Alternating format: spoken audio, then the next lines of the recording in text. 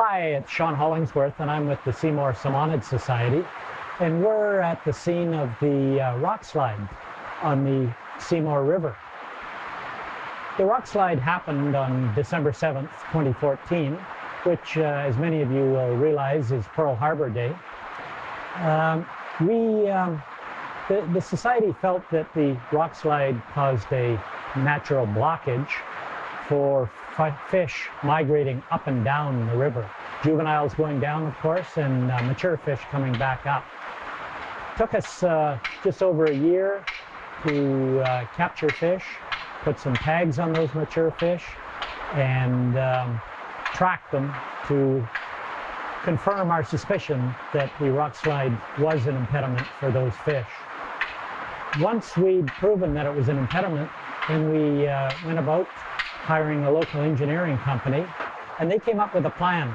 In the meantime, we had formed a roundtable consisting of 6 levels of government, and those levels of government are the Squamish, the Tsleil-Waututh, the District of North Vancouver, Metro Vancouver, the province, and the federal government.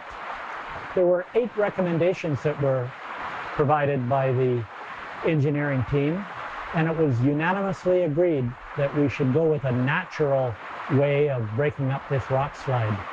So we're drilling the rock, we're using a low velocity explosive known as NX burst, and we're breaking those rocks, and then we count on Mother Nature to participate in this rock breaking, and we ask her to tumble the rocks downstream during the high water flows in the winter. So this is the 5th year that we've been on the river, and we're doing very, very well. We're down to some fine tuning. We're building a stream passageway for mature fish to return upstream to spawn this year. We have captured some fish earlier this year in a beach seine just outside the hatchery, which is about 10 kilometers upstream from us. So we know we're getting fish through here.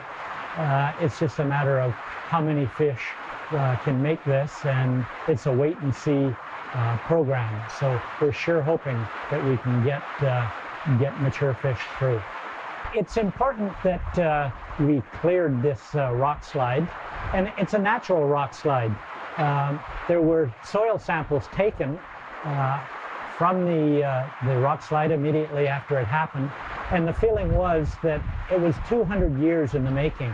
It started as a small fissure in the rock, a crack. Water went in there, it froze, and over the years that crack got larger and larger, and then in December of 2014 down came 50,000 cubic meters of rock and stayed in the canyon here on the river. During the first years of the rock slide, the community came to our aid through volunteers, and we captured fish in the lower river, and we transported them around the rock slide to ensure that we had a continuation of the fish year after year.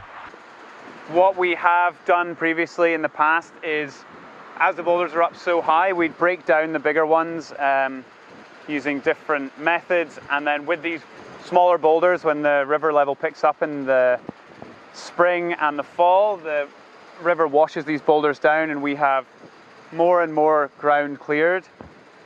This year is a much more fine-tuned approach where we have this channel now, and what happened in the spring, there wasn't enough flow to move the rocks downstream, so what we've done instead is break them down, and with this more fine-tuned approach we've been breaking down the boulders in that channel and hauling them out of the way so that we have a defined stream the salmon can hopefully come up this season for spawning upstream.